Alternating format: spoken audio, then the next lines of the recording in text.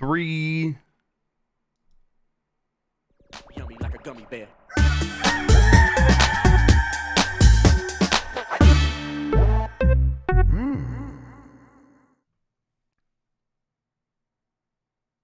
It's the internet, you're busy. Let's do this for April 15th, 2024. For the next hour or so, let me help you sort through the world of gaming on Game Mess Mornings Live with me, Jeff Grubb. Today, Final Fantasy VII Rebirth sales might look a little disappointing, and everyone is excited about the apocalypse thanks to the Fallout TV show. But first, please join me in welcoming today's co-host of Game Mess Mornings. It's Emma Fyffe, everybody. Emma, how are you doing? I'm great, but wrestling with the knowledge that if in the event of the apocalypse, I would absolutely not be one of the select few who get to go live safely in vaults. Now, safely in vaults is one way of putting it. Safely in vaults is one way of putting it. Yeah, no, that's true. That's true. That's very true. My understanding is might not be so safe. I don't know. Nah, it's really not. But yeah, I think that, I mean, we'll talk about the Fallout TV series. That's on the docket today. So yes, it is. And I've only watched a little bit, but okay, we've only watched the first 3 episodes. So okay, very cool. Yeah, we'll get into all of it, of course. But yeah, no, how's it been going since last week? How are you hanging out? Or how was your eclipse and all that? Oh, it was great. It was only a partial eclipse here in Los Angeles, but the thing that was really great is that I live on the top floor of my apartment building, and both of the buildings directly across the street from us are 1 story shorter than our building. So we have a very clear view of the sky. And we are on the east side of the building. So this, it was around probably our eclipse was mostly happening between like 10 a.m. and 11 a.m. Pacific time. So I mean, where our balcony was the perfect place for an absolutely stellar clear view.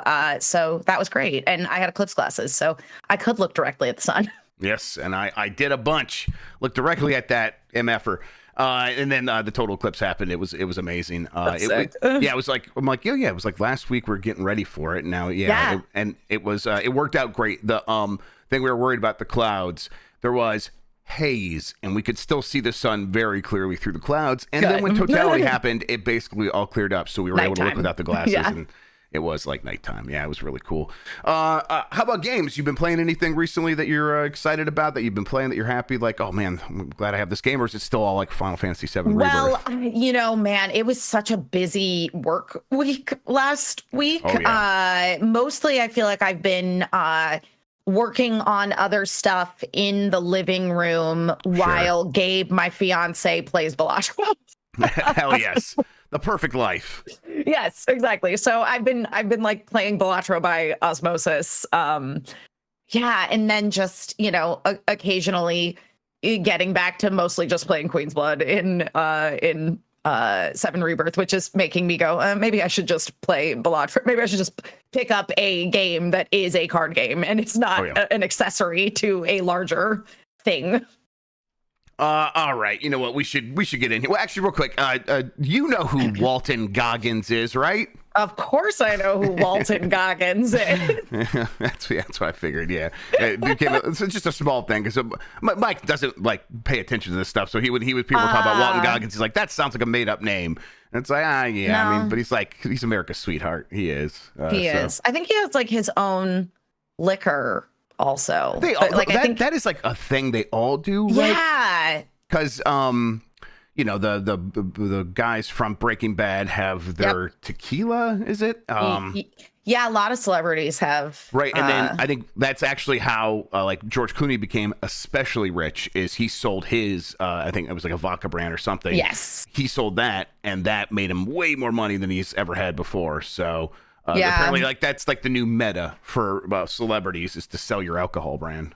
Yeah, I feel like Crystal Skull vodka, though, because I see a lot of people talking about it in chat. I feel like that was Dan Aykroyd, maybe. I don't know. Like, I feel like I had a note in my phone for the longest time that just said Crystal Skull vodka, Dan Aykroyd, and I have no idea why. There was no other context. We all have that note. We all do. It's so, like, yes. Well, honestly, raise your hand if you have that. I absolutely have that note as well. Oh, God, Dan Aykroyd, Crystal Skull vodka. I I just love thinking about Dan Aykroyd. The best part about him and in general, and Ghostbusters is, he pretty much believes all this stuff, and that makes it that much more fun. Yep. All right, now let's explain what we do here. Most weekdays, I, Jeff Grubb, will help piece your gaming life back together. That includes breaking news and maybe even some of our own original reporting. For all these topics, I'll get the input of a bona fide expert who will make me look smart. If you're watching live on Twitch, welcome. You can always listen to the show later on podcast feeds by searching for Game Mess Mornings or find the RSS on giantbomb.com. You can also catch the show later with chapters and timestamps on YouTube. Hello, YouTube.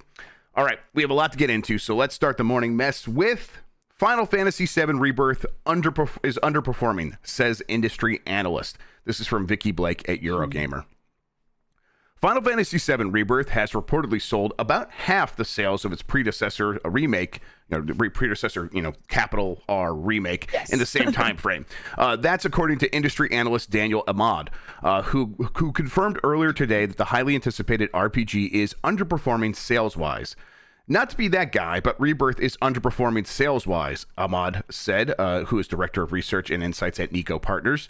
When asked to justify his statement, Ahmad added, "It's selling about half of what Remake sold in the same time frame and looks like it'll have a weaker tail prior to any PS Plus-like release." When then pressed for a source, Ahmad confirmed that the sales data came from Equities Research Reports, who are getting the data from the usual trackers. I am not too surprised by this, Emma. There's a couple of things working against a game like this. One, it's on PlayStation. It's on PlayStation 5 exclusively. Yep. And there's fewer PS5s than PS4s at the time that Remake came out. Also, it is a sequel and a serialized work of fiction where it's like, just by the law of numbers, it's like, there's going to be fewer people who played Remake, or, you're selling to people who played Remake, right? They're not all going to come to Rebirth, even though Squaresoft is like, or Square Enix, Squaresoft. Square Enix is going to be like, hey, you could play this. You don't need to play the first game. Most people fully understand you need to play it. Categorically untrue. So the thing that is interesting about this is that I have had several friends who had not played Remake now playing Remake and texting me saying, "Oh my God, I like Final Fantasy now." So that's great, but they're not going to play Rebirth till they finish Remake, And on top of that, as you say, there is the PS5 of it all. And I know a bunch of people who would like to play this game, but they don't have a PS5. So you're talking about shelling out the money for a PS5 and then a $60+ game on top of that. So this is not surprising to me at all.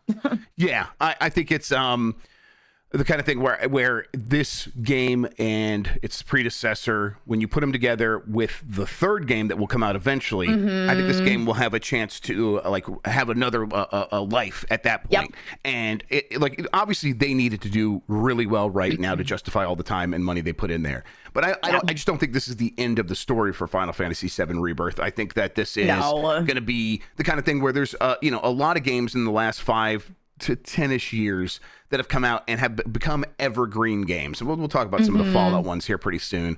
But everything since about 2016, 2017, all the biggest games feel like if you put them out today, for the most part, they could be sold as is and do just fine in the marketplace.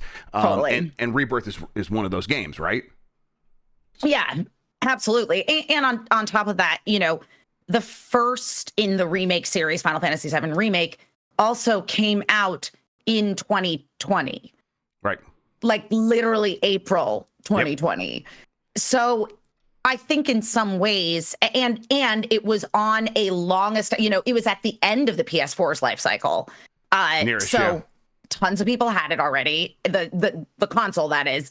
And yeah, you were just in a situation wherein people had time to sit down and play video games. And I feel like right now, where Final Fantasy VII Rebirth is really thriving is with the hardcore fans, myself included, the people that are like, oh, I've played all of this and I can't wait for the next part of the story, irrespective of the fact that whether they played the original game or not. It's the people who played Remake who are highly anticipating this sequel, but there are, again, a lot of people who haven't even played Remake yet, or people who played Remake to give it a go and they're like, oh, that was really fun, don't have a PS5, or decided wasn't for me. So what I wanted to talk about now with the story is like, let's do two things here. First, let's talk about, okay, then was this a good idea to break it into 3 parts? Should they have lowered the scope and put it out as one whole game? Would that have been better for this game overall in the long term? And then then let's play devil's advocate after that. Let's start with the first part though. Okay, so I think this can work in the long run. It might be what's best for like getting a really interesting project. I think it's pretty cool. I haven't heard complaints from my Final Fantasy friends for the most part on this. They all seem pretty happy. But do you think that this would have been? Do you think it would have been better for Final Fantasy if they could have done a Final Fantasy VII remake with some smaller scope, put it out as one game, and then had moved on to something else more quickly?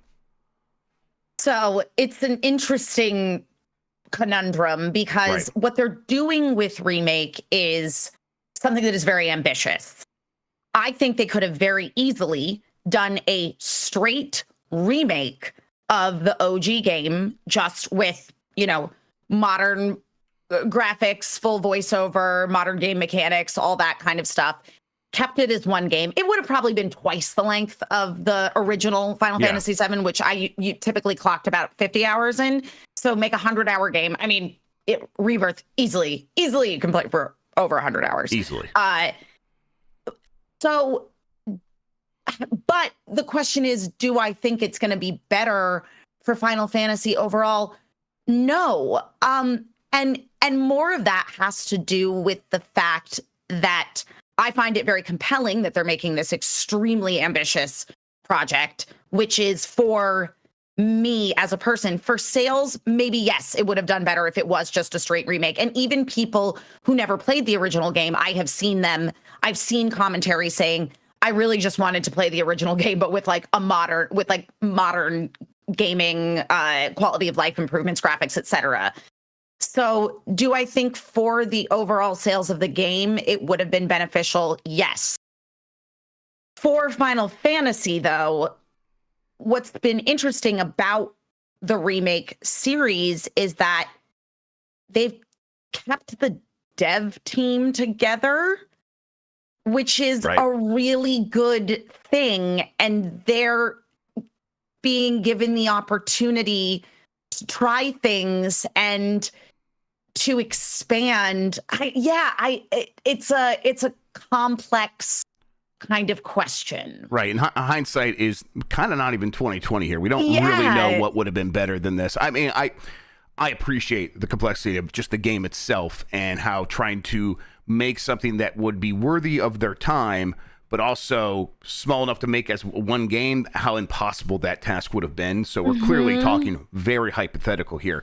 But part of me wonders, it's like, should they be pushing more quickly with trying new things with Final Fantasy so that they can fail more quickly? So I mean, I think Final Fantasy 16 was an interesting attempt. I don't know if it's not the future of the series, but it's like, I'm glad they tried it. But I think they would have been in a better situation if they could try it and then quickly follow it up with something else ready to go. But that's just not where Final Fantasy, it's like the furthest away from where Final Fantasy is, because Final Fantasy games, I think it's Square Enix's estimation, have to be the biggest games when they come out. And it's like, I wonder if that needs to change, because we're looking at a world where, and like this, maybe we can get to the devil's advocate part of it, side of it now. We're in a world where MiHoYo was just valued at $23 billion, worth more than any of these video game publishers that have been around for a very long time. Right. And what they're doing is they're taking waifus and they're putting them into variations of RPGs and action RPGs and action games, and they are making fuck tons of money. And it makes a Final Fantasy feel like, oh, that was the before time. That was my time. That's the ancient times. That's the way games used to be. And MiHoYo is doing things the way games are gonna be. And as for someone who has a hard time accepting change, I find that, frightening and frustrating in a lot of ways. But also, I can clearly see where the money's being spent. And so, I mean, Final Fantasy does not stack up to what Genshin Impact is doing. When I look at it on paper right now, how do you feel about that?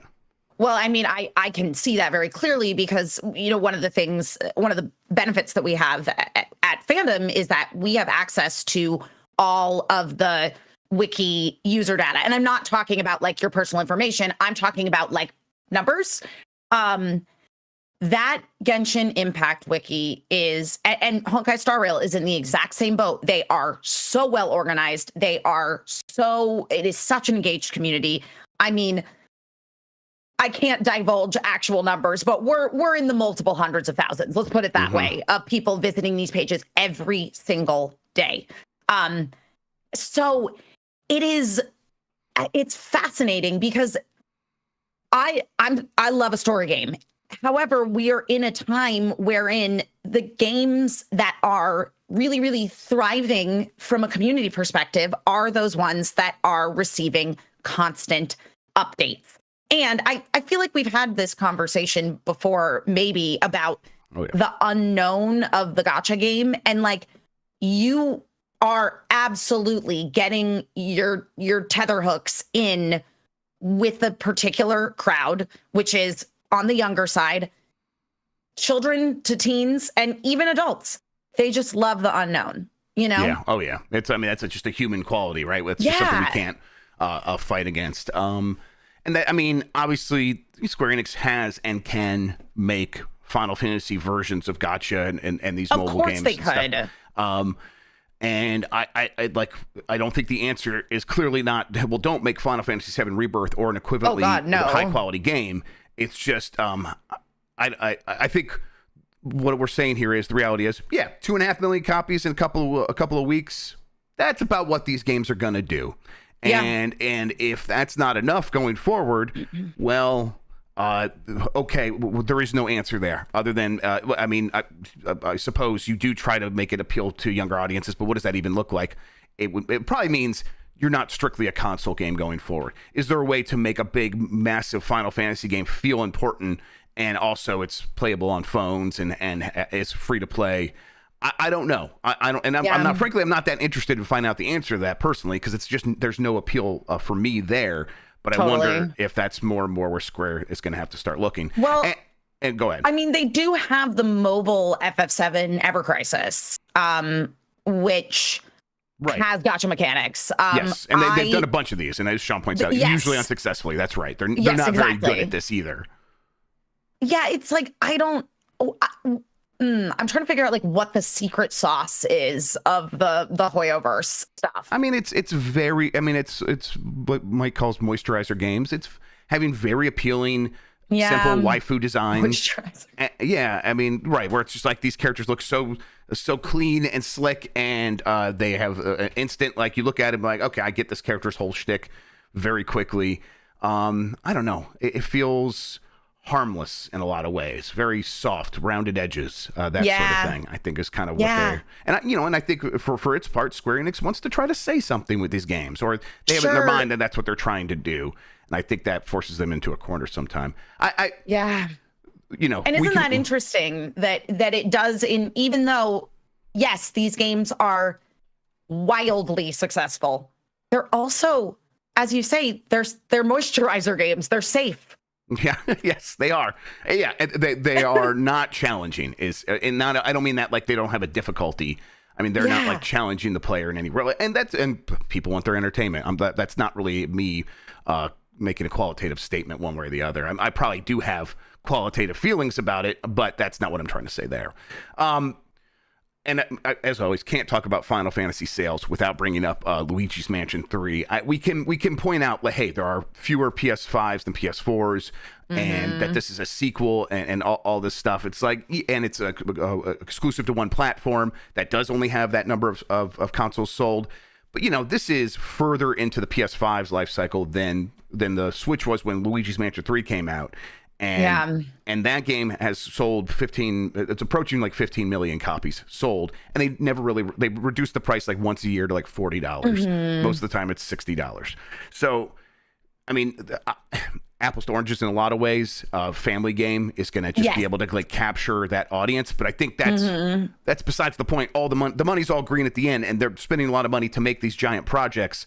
They got to be looking around being like, I think what I'm trying to say at the end here is I think Square Enix is going to come out of Final Fantasy 16 and Final Fantasy 7 Rebirth, and they're going to be looking around like, okay, we got to keep changing things up.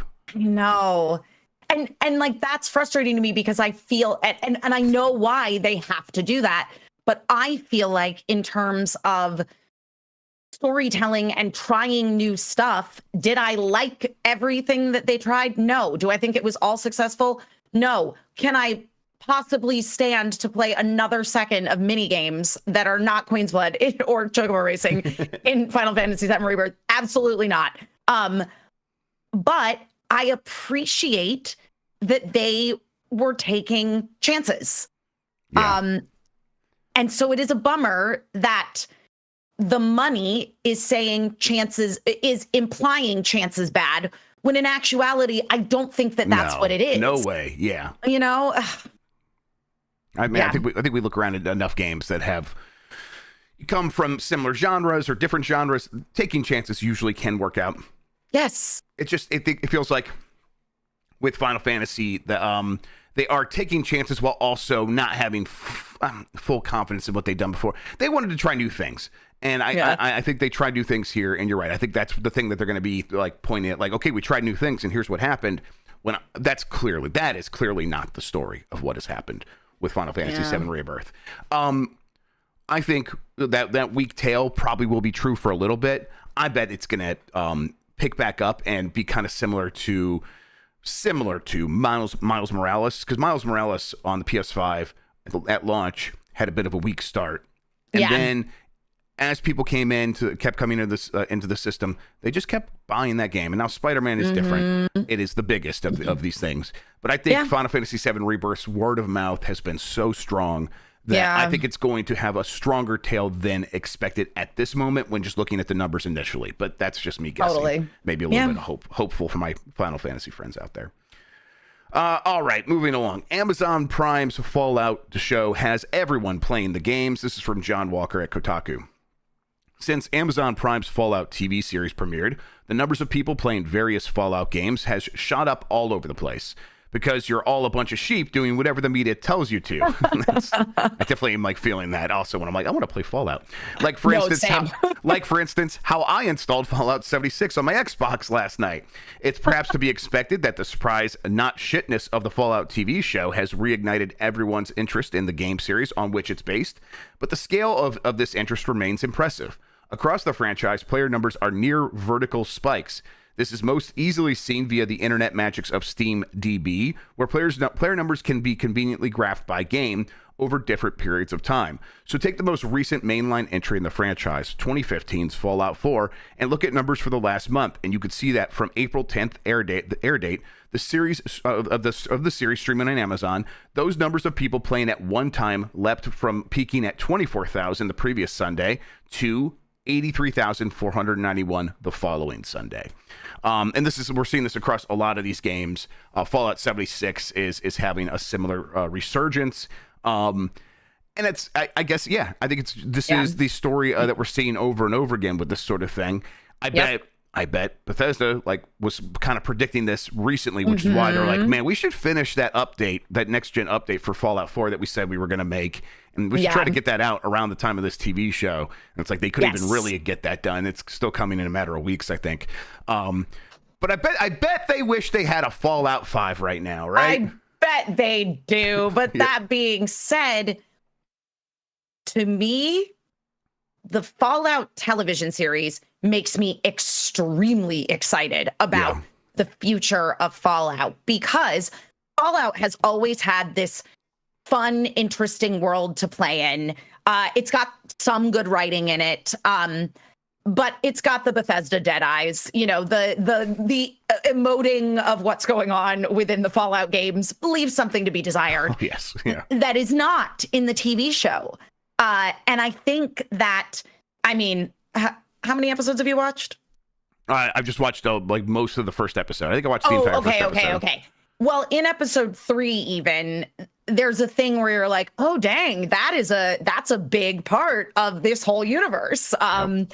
So I think that the series is going to have an incredible bearing on the future of the games, story-wise and hopefully storytelling-wise. It's just, I'm really impressed with the Fallout series. It is so refreshing to look at something that is color graded with such an incredibly high contrast. Like, black is black in the Fallout show, and that is becoming less and less common in television. Watch the Marvel Cinematic Universe. The whole thing is color graded very gray. The color black doesn't exist, not truly, because they want to give it this like real feel. And what's so fun about Fallout is that they are embracing the over the top, the craziness, the violence. It's so like tonally correct for Fallout. And I just, I love it. And as you say, like, the effect that it's having on people going, oh, I want to play Fallout now. And again, it's like 76 is kind of our most recent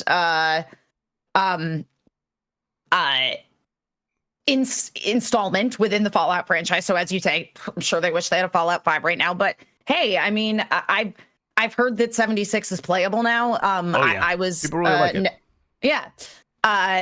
But it definitely, you know, playing it or watching the show, I was like, dang, I want to boot up some New Vegas. Yes. I think this is like an indication of like how important it is to just have a game that is an ongoing concern, because Fallout 76 is there and people can go play it. And that is like their current business with Fallout. In the same way that like Elder Scrolls Online has always just been there for them for years and years and years, and has been growing, has been a huge part of their business. And so it's like, okay, yeah, no, you want Fallout and you want new Fallout, we have that, you can go play that, and we're updating it constantly. And so having one of those games has been proven like beneficial and serendipitous in this circumstance for sure.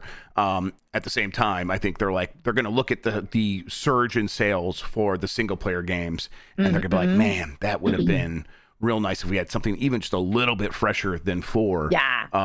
Or like, you know, remasters of New Vegas, something like, Yes. I mean, these are not like new ideas. We look at what other companies have done with their TV shows when they had games sitting on the shelves.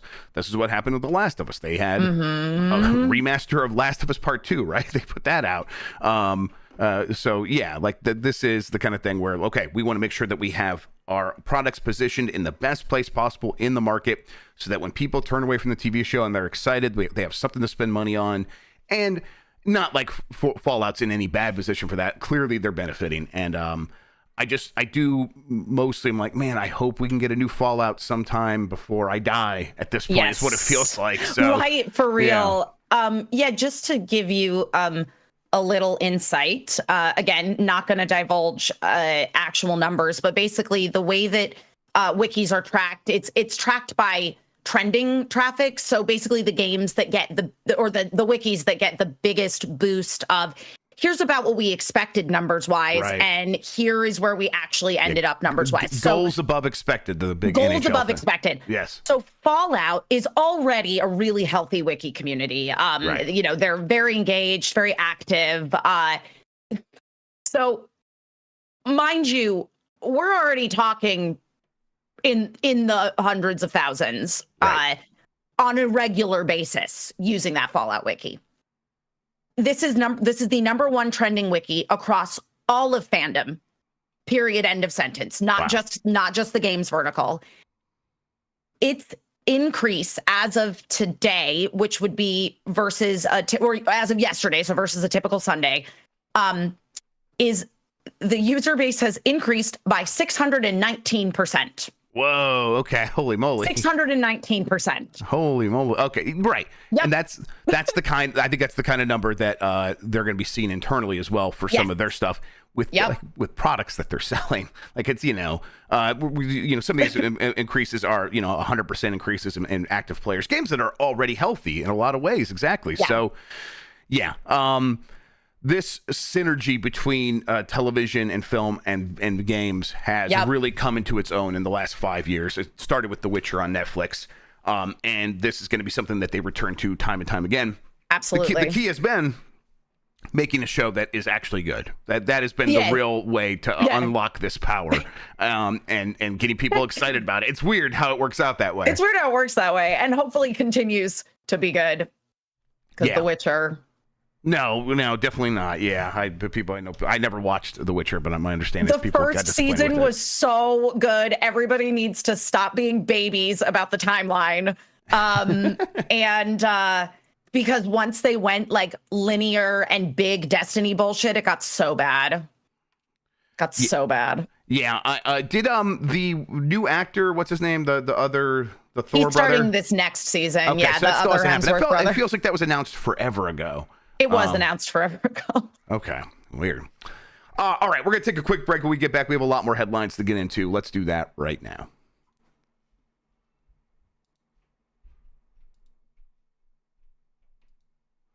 All right, we are back, and we are talking about how Ubisoft has started deleting the crew from digital game libraries. This is from Marcus Persson at Game Reactor. The race is over for Ubisoft's racing game The Crew because, according to a report from Game Rant, the company has now started deleting it from people's digital game libraries. The reason is that the game's servers were shut down on the 1st of April, which apparently caused Ubisoft to start scrubbing the game from people's Ubisoft Connect accounts as well, something that upset individuals compared to outright theft. However, it should be noted that The Crew is an online-only experience, so without the servers, there isn't much to do in it either. For those who appreciate the series, there's still The Crew 2, and the latest edition, The Crew Motorfest, to sink your teeth into. Either way, it's all yet another indication of what the digital future actually means, and all those online-only titles that have increasingly come to dominate. I wonder personally, Emma, if this is very illegal in Europe. It seems like the kind of thing that would be very illegal in Europe, regardless of what's happening with the servers. Yeah, you take down the servers, but people bought this, and they have it in their library. And sure, it's a license. You can make all those arguments. Europe has a lot of regulations that would be like, well, yeah, but you can't, like, they should have access to that. Even if it doesn't function, you can't take away their access that they paid for. Especially because people could, like, we've seen, like, fan servers went up for lawbreakers. We're going to talk about that in a little bit. For friggin' lawbreakers. So it's like The Crew, people could do the same thing there as well. I kind of don't even see the upside here. I mean, I suppose, as always, it's like, okay, if that game is in their library and it doesn't work, maybe that causes like a 1% uptick in customer service calls a year, and you can see how that number in a spreadsheet of like how that costs you money. Beyond that, I kind of can't figure out why this is even something they would be doing, Emma. I don't know. What do you think? I don't know either. I mean, as you say, it's like just there's not much to do without the servers, but fan-made servers exist. Yep. Yeah, and it's just the removing of things from people's libraries. I wonder if it's because I remember there was some one of the various streaming platforms that you could have bought things through and they lost their license with them, so you basically lose your access. It's like Stadia, maybe. Yeah, so I don't know if it's that kind of situation, but yeah, it's right. I do, and this is the kind of thing that's going to keep happening in terms of the servers going down and these games not functioning. But people are like hopeful that, okay, sure, this company's going to stop supporting it, whatever, we've accepted that. That really stinks. And they're not even going to do the work to like make it function mostly offline. There's not like a switch they're going to flip to do that, even though that would be really nice. And maybe there should be regulation about that as well. But if we want to, as a community, do something with this going forward, like I think the expectation is we should be allowed and should be able to do that. And so that would be true if this game was digital, physical, whatever, because it's going to require an online connection to function in a lot of ways. I think what the dangerous thing here is like they are going to be begging for regulators to come out of the woodwork for this sort of thing if they keep doing stuff like this. That's why I really don't understand it, Emma, because this is going to draw more attention to what they're doing, and I think that's going to be bad for them in the long run. I don't know. What do you think? Yeah, and as you say, there is this feels like it's very illegal in Europe, where they do have a lot of regulations to mitigate this sort of thing. And I mean, yeah, you're dealing with, number one, there's already places in the world that have these kind of practices in place, and you are drawing attention to the fact that you are blatantly going against those things, and that is going to introduce more regulation, which ultimately is needed, because this is the way that we're going with everything. Everything is going digital only. And even when people have the option to buy physical media, most people just buy digital media. I myself am totally guilty of this. So, yeah. Man, the cat just stood up, and I thought a ghost was flying up behind you. Oh, I didn't know the cat kitty was there's there. two. There's two cats roaming around in here. I don't know. They were in their tunnel earlier, and the backup Foam Stars duck seems to have made its way to their tunnel. That's not Quackaga. Quackaga is still in the studio. Thank God. I was worried. At Fandom, but I will bring him to our other location for Summer Games Fest this year. He's part of the family. I'm very excited. I mean, this is an aside. I had a fun time tracking down my digital only elusive thing this weekend because my kids were like, I want to watch the David S. Pumpkins Halloween special that aired on NBC several years ago that you told us about, and it was last year on archive.org. It was available on there, and it's disappeared from there. And this thing is impossible to find on it. They don't have it on Hulu or any of their official. It's not on Peacock. It's not on Peacock. It's not on. It's not on YouTube.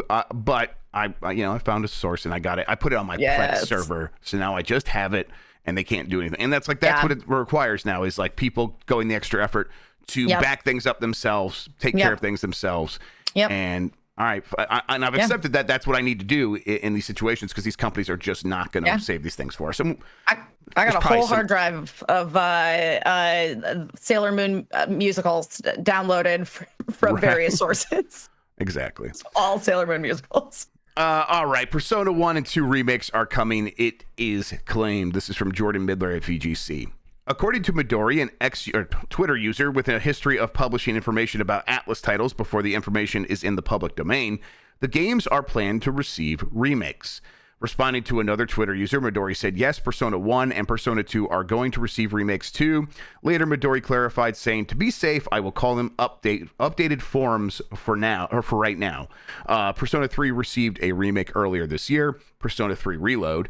Following years of PlayStation exclusivity for the series' main titles, Persona 3 Reload was released on all platforms. It's probably going to happen here as well. Obviously, they've done a lot to, Persona 4 Gold and Persona 5 Royal. These games are in pretty good shape. They probably don't feel much of a need to update those immediately. So what makes sense is Persona 1 and 2. And I thought they would probably do this eventually, but I'm not someone who pays a lot of attention to Persona. So whenever I bring up Persona 1 and 2 to fans of the series, they're like, it's different. Of course we'd want it, but it's different. But I'm not surprised that they're like, hey, we can maybe get more out of those by updating them. I guess, Emma, how familiar are you with these games, and what are your expectations for Persona 1 and 2 updates? Okay, well, I have not played Persona 1 and 2. Right. But I have played Persona. But just to your point, I played Persona 5 and I went, I played Persona 5. There's absolutely no reason why I would ever need to play Persona 5 Royal. And then I sat with that for a little while and I went, damn it. I think actually I do need to play Persona 5 Royal. So I literally played both of them. And that was many hundred hours of my life. God, I don't know what it is that Atlus, they got the sauce, Persona 5 skyrocketed that series to a new level of mainstream popularity and awareness, the same way that, say, Fire Emblem Awakening did for the Fire Emblem series. Yeah. And, Fire Emblem's done the same thing too. They've reached into the past and been like, we're gonna remake this one. And yeah, it's just that and I think that Atlus is being really smart about this. Their partnership with Microsoft, with Game Pass, forget it. This is not surprising to me. This makes perfect sense. You have two games that the infrastructure already exists for effectively, and you are in a position wherein you're dealing with a lot of people who have not actually played these titles because they've never had the kind of popularity that they have now in the Western market. So this is a smart move. Yeah. Atlus very busy. They got Metaphor ReFantazio coming out later this year. I'm so excited about that game. I'm glad to hear Persona but fantasy is kind of the pitch there, right? Yeah, exactly. And that sounds exciting. I think, you know, again, I'm not only half paying attention to the series. I think they're doing more stuff with like spinoffs of Persona 5 at all times. Obviously, there's the Persona 5 mobile game, which is like basically their version of a MiHoYo game. There's a lot going on over there. So if they have 1 and 2 coming, probably a little bit of a ways off. Do you think it happens before or after a Persona 6, though? You know, I sort of think before. And that's only because I don't feel like I've heard very much about Persona 6. Yeah, I mean, Persona 6 at this moment in time seems pretty far away still. Yeah. We'll see. And I agree with Chad that it would be fun if Persona 6 had college age protagonists. I want all Persona games from now on to just like increasingly go to the next stage of life. Yeah. So it's like Persona 6, college students, Persona 7, everybody working their first jobs. And then eventually you get to like Persona 12 and it's just like a bunch of like people in their mid 40s with children. And for some reason, in my head, I'm just like seeing Bubba Hotep with Elvis in the the retirement home fighting off monsters. Yeah. All right. EA's Black Panther game will be open world, a job ad suggests. This is also from Jordan Midler at VGC.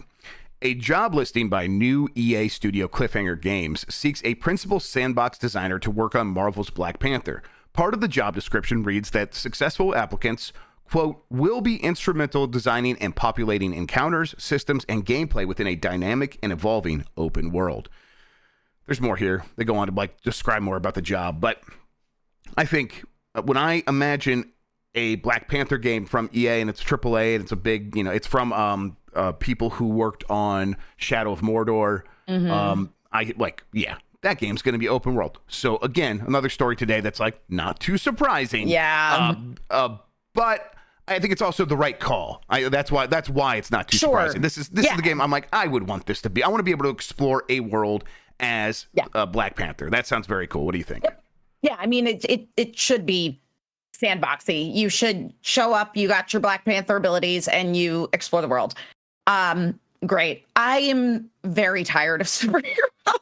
Oh, sure. Yeah, me too. I just have superhero fatigue. I'm like, there's so many, like, I kept up with MCU so much, and then I just started missing them, and now I'm like, yep. I never even watched Guardians of the Galaxy 3, and I love Guardians of the Galaxy. So that's like where I'm at. Tell you what, though. Fucking X-Men 97. Holy smokes, is that good? Holy smokes, is that just the best thing anyone's doing right now? Yep. Like far and away. Episode 5, it is as affecting as everyone said, and that's all. I'm not going to spoil it because even if I did, like when you see what happens, it's still going to be so affecting because they do such a good job in the execution. It's all about like setting up all these great themes and giving every single character an overarching like meta narrative theme, and then a personal reason why all these things are affecting them as well. And that's what always made X-Men good. Yes. Yeah. So just gotta love that show quite a lot. Yeah. Back to Black I have so many friends that worked on that show. I'm so happy for them. I'm glad to hear that. That's really awesome. Black Panther, Iron Man. I think Black Panther makes a lot of sense to be open world. Iron Man, maybe a little bit less so. I could see Iron Man having like the open zone stuff. Because when you're flying around, when you add that like, you know, X, Y, Z axis, and you can like actually go up on the Y axis way up there, and that can open everything up. That could be a little bit more challenging, I think, for designing interesting open worlds. So I'm like, okay, Black Panther open world, maybe give some open space to Iron Man to do his thing, but maybe confine us a little bit to ensure we're always having a good time there. I think it's a good spot for both of these to fall into. And again, just the studio's pedigree, this is the direction they were going to head in anyhow. Yep. All right, moving on. Fans have brought back Lawbreakers. This is from Will Nelson at PC Games N. Making a successful multiplayer shooter isn't easy. Not everyone can make an Overwatch, Fortnite, Call of Duty, or Apex Legends, and upcoming hero shooters like Marvel Rivals are entering an incredibly popular market in 2024, and we can easily say the same of the shooter space over the last decade too. Lawbreakers was one of the unlucky ones, as the low-gravity hero shooter never got the player base it needed to lift off the ground, but thanks to a fan campaign for new servers, it might just be coming back. Lawbreakers launched in 2017 as the debut project from Boss Key Productions, the studio co-founded by Gears of War veteran Cliff Bleszinski. The first-person shooter game sadly never took off, with dwindling player numbers contributing to a server shutdown in 2018, with Boss Key itself closing down after Radical Heights, a good game, also underperformed. And that was me editorializing. Shooters and multiplayer releases are a tough market to crack, with Lawbreakers and Boss Key Productions by extension one of the unfortunate losses in the incredibly competitive market. There's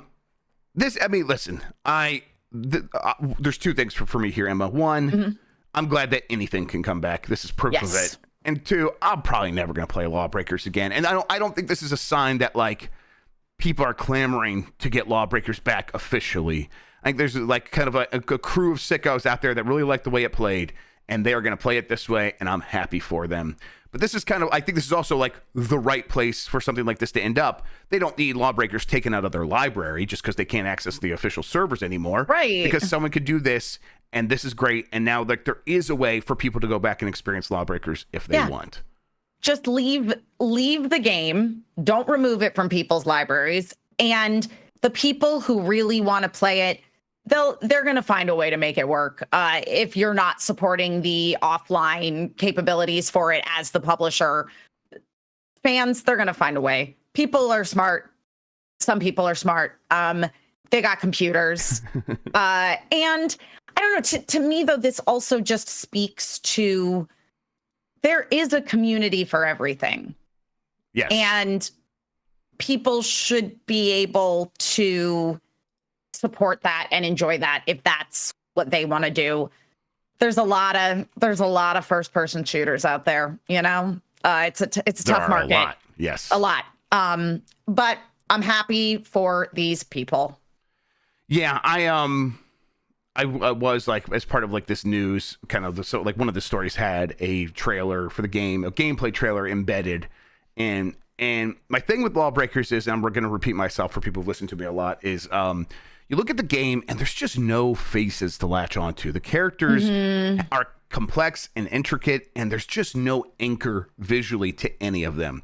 And so in the chaotic action, you're completely lost. But even looking at key art, there's nothing even close to approaching a Tracer. Like there's just it's not even in the same galaxy as that sort of thing. And I think when you're making a hero shooter, people kind of need to want to then go take their hero shooter character and go write some fan fiction or go make some weird videos on the internet. You kind of need that to make one of these games work. I think Overwatch is an example of that, but I think it's true for, we're looking at every genre right now. We're talking about the MiHoYo games. People feel that way about these things, and Lawbreakers was just so far away from that. And I think that's a big problem. Yeah, I think part of the MiHoYo secret sauce is the waifus, you know? Oh, yes. People want to collect them. They're recognizable. We get excited when new ones show up. A lot of the time they do a smart thing, and it's a character that already existed, and oh, cool, now they're going to be in a banner, and you can gotcha them, and they're going to be playable. So you gotta make those characters that people want to head on over to AO3 and expand upon their storylines. Yes, exactly. You gotta be AO3 material is what we're saying here. All right. Discord is nuking Nintendo Switch emulator devs and their entire servers. This is from Sean Hollister at The Verge. I'm going to read a shortened version of this, but you can go read Sean Hollister's work over at The Verge. Discord has shut down the Discord servers for the Nintendo Switch emulators Suyu and Sudachi and disabled the accounts of their lead developers. The company hasn't provided a clear reason for this. The developers claim they weren't sharing infringing content, and the shutdown appears to violate Discord's own policy on DMCA takedown requests. Nintendo has been targeting Switch emulators and related tools with DMCA takedowns, including forks of the SIG patch updater and other software that people kind of use to make all this stuff possible. It's possible that people were sharing Nintendo's cryptographic keys or pirated games in the Suyu and Sudachi servers, but this hasn't been confirmed. The shutdown of these servers is a blow to the Switch emulation community, and it remains to be seen if Discord will provide a more detailed explanation for its actions. So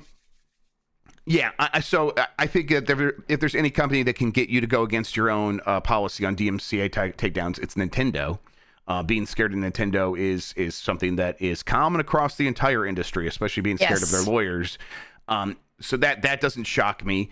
I think probably what is happening here is that there are rumors, and this is rumors, so like please don't take this as like, oh, I know what I'm talking about. I don't. But there's rumors that the Yuzu code might have had something from the Nintendo software development kit in there, and that would be maybe crossing the line of the way in general, the spirit of the law that enables you to make emulators is you make it in a clean room by reverse engineering something that is there, and all the work is your own in that reverse engineering process. If you were to say have access to the software development kit and use that to inform you, you have now crossed the line and you are maybe infringing on copyrighted material or some other protected technology.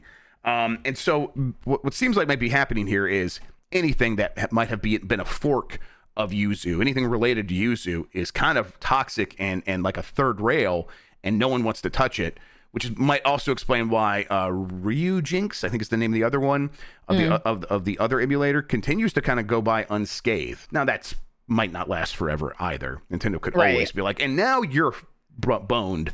But at the moment, it seems like, hey, anything tangentially related to Yuzu, everyone just like, get this away from me. I don't want to host it on my GitHub. I don't want to host it on my GitHub clone. I don't want it on Discord. And we don't care what our policy says. Get this out of here. And that's Nintendo, right? That is Nintendo. Nintendo, famously a very proprietary company, not only when it comes to their IP, but also when it comes to their own, to anything that's, published on their platform. Historically, the original, Nintendo Entertainment System cartridges, there was basically like a chip in them so third parties literally couldn't develop games. They like all had to go through Nintendo. That's correct. And there were certainly companies that figured out ways to bypass that, and they and then toys like, or places like Toys R Us, our IP mostly, were threatened by Nintendo. Okay, well, if you carry these third-party titles, then we are not going to give you Mario. Yep. So that's people didn't, and all of that. What you do is like the Nintendo of America team. Doing their main business. That is the main thing that they do is protect Nintendo across the board on every front. And that means like, making sure that the marketing is strong and stuff, making sure people think about it. But really it's about getting in that ass at these other companies and be like, you do not F with us. We are we will make your life hell if you make it harder for us as Nintendo to be on top here. Yep. And that's been true of them from the very beginning. Yep. And it's still true now. And so no one wants to risk it. No. So that's where we're at. I hope that we can kind of find some equilibrium here pretty soon, because the emulator scene doesn't need this disruption. No. People that are making these emulators, for the vast majority of them, are doing it as a hobby. So let's create a space for them to do their thing. Exactly. All right. Let's see here. Finally, Nintendo has confirmed it won't be at Gamescom this year. This is from Ollie Reynolds at Nintendo Life. Gamescom will be kicking off in Cologne, Germany from the 21st through the 25th of August later this year. But sadly, Nintendo has confirmed that it will not be in attendance. As relayed by German publication Games Wirtschaft, this is thanks to VGC, a Nintendo spokesperson confirmed the following. Quote, Gamescom is a central event for Nintendo in the event calendar. However, this year, after careful consideration, we have decided against participating in Cologne. Players could try out the games for Nintendo Switch instead as part of other Germany-wide events. Okay, so this is like further bringing the summer game mess into focus, where we are seeing like, okay, yeah, they might have something at Summer Game Fest. We haven't heard one way or the other yet, but they're definitely not going to be at Gamescom. Does that like say to you, Emma, that they are just kind of going to stand back and let things happen until they're ready? Or maybe do they have something very quickly after the Gamescom timing and they're like kind of saving all their cards for that? Which way would you lean on those two scenarios? Look, I would say that they're going to sit back and just kind of let things play out, because what video games are coming out? Like, what video games have confirmed release dates for this year? You know, I feel in general is that there's so much vagueness of, well, this game is maybe going to come out sometime this year. However, I remember last year that Nintendo suddenly revealed that there was going to be this new side-scrolling Mario game, your kind of classic platformer. So do I think it's going to be something absolutely huge? Not necessarily, but I do think that there is a world wherein Nintendo has something after Gamescom, but they want to, again, be able to like really keep that focus on themselves. And by and large, this is something that's happening across the industry, not just in gaming, but also, you know, in film and television, you know, with these big companies not participating in things like San Diego Comic-Con, because they're like, well, we want to have our own proprietary event and really control the news cycle, which I think Nintendo is maybe setting itself up to do here. Yep. I think there's really, I have no way of knowing for sure. When I look at it, it's like they could easily be preparing for something in September to start like talking about things like the first tease for new hardware.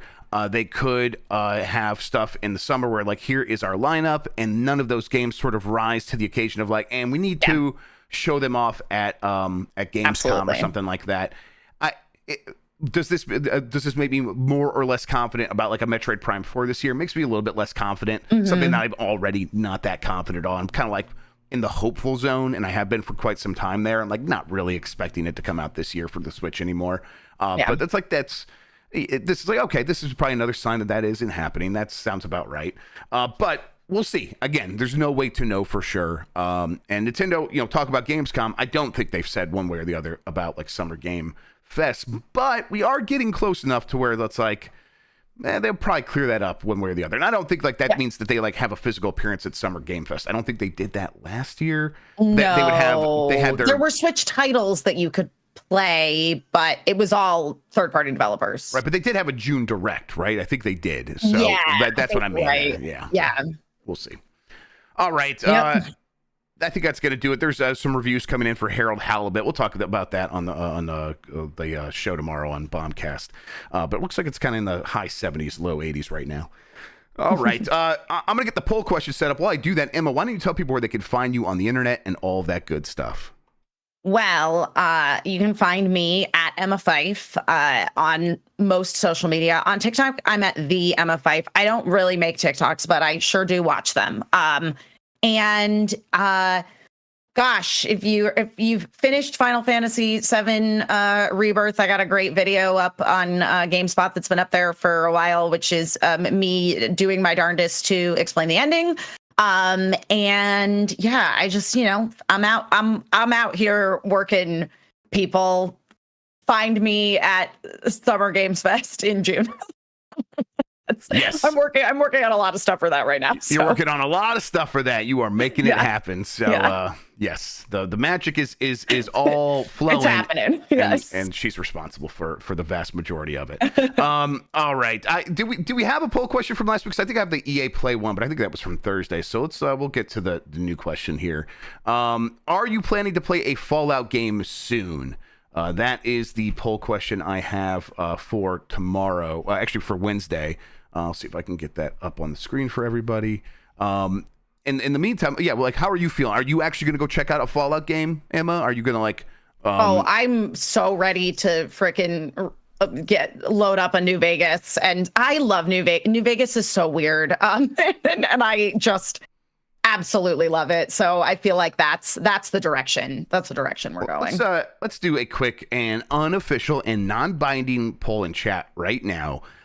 If I were to say, do some more Fallout content on Giant Bomb, would you want us to do a series where we play Fallout 76 together, and maybe not a series, maybe like one stream, Fallout 76 together, or do you want me to finally, I've never played Fallout New Vegas in any real way. Should I play through Fallout New Vegas? Oh, no, New Vegas I played. Sorry, I haven't played 76 in any real way. Right, yes, okay, so we'll make the poll. Okay, there we go. Someone's already doing it. Yeah. 76 together or New Vegas. New Vegas is pulling far. New Vegas. Far Wait, ahead. but you were saying you haven't played New Vegas. I've never really played New Vegas. Oh, it is awesome. Yeah, it's yes. so wild. It's like the game I most want to like go back to. So yeah. Yeah, okay. Right now, it's about to wrap up here very soon, but as it is, 77-13 in favor of New Vegas. You gotta. 78-13. There it is. That's where it's going to finalize. I'm a huge Josh Sawyer fan just from playing Pentiment. I need to go back to New Vegas. Okay. Maybe we could start that here pretty soon. That would be fun. I'll hop in there, and I will mod it because I think mods are great. I think New Vegas has a multiplayer mod that could be even more. That would be really cool. Yeah. We'll look into it. Fallout Fridays is a good idea, Jan, too. That's just a good name. All right, we'll get that all figured out. I just, like I said, non-binding, but clearly New Vegas is the winner there, which I'm happy to hear. Fallout 76 would have been interesting for like a stream to check in on, and maybe we will still do that. I think there's still some juice there, but if we had to pick, New Vegas is it. Mm-hmm. All right, let's see here. I think what we're going to do now is we're going to start wrapping things up. Yeah, anything else? Yeah, what's happening on giantbomb.com? We're going to figure that out. I'm going to a meeting here very soon to figure out exactly that. But you could expect the regulars. Wednesday we'll have Super Dance 64. Blight Club will be back. Thursday we'll have Voicemail Dump Truck, UPF, Bombcast for Vengeance.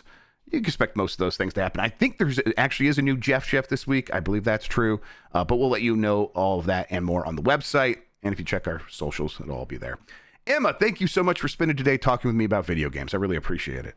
Thanks for having me. It's always a great way to start the week. Absolutely. I wouldn't have it any other way. All right. And you're the best audience in gaming. Until next time, have a good one. Take care of yourself and goodbye. Bye.